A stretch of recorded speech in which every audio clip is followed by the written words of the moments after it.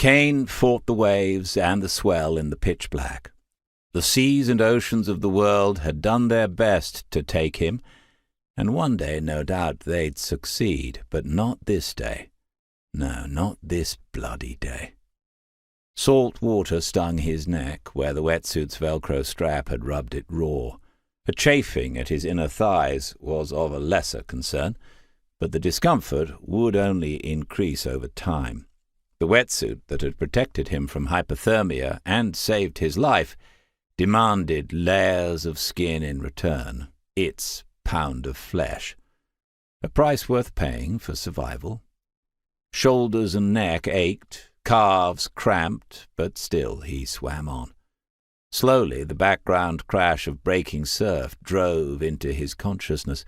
Dull at first, the sound grew above the pounding in his ears and his rasping breaths. Surf meant the shore was close. The excitement lifted his spirits, gave him strength. His right hand touched something hard. Rocks? Panic flashed across a fatigued mind. Christ, how close had he come to death? He stopped swimming, dropped his feet, and hit mud. No, sand! Sand! Kaine stood. A wave slammed into his back and pitched him forwards. Face hit foam, swallowed water, retched. Head up for air. Sucked in a lungful, held it. Another punch in the back, tumbling, rolling, crashing. He dug unwilling, stiffened fingers into hard-packed sand and pulled himself forwards, crawling. The undertow sucked at his feet, crawled again, stopped, exhausted. A beach, a glorious beach, land! Safety. Kaine fell on his front, hugged the land. Joyous tears formed. But the screaming wind whipped sand into his mouth and eyes, taking away the brief flash of joy. He coughed. His ribs spat fire, and he only managed a gentle hack that didn't do the job. He hugged his chest and tried again, this time with more success. Why go to sea when she hates me so much? He shivered.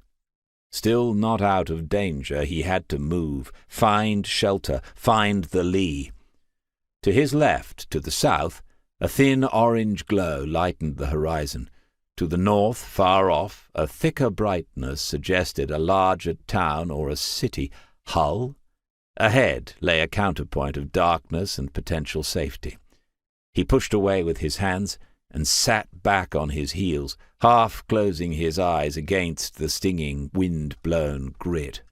Ahead, a lighter band of dry sand reflected the merest hint of light thrown out by the stars and the phosphorescent sea.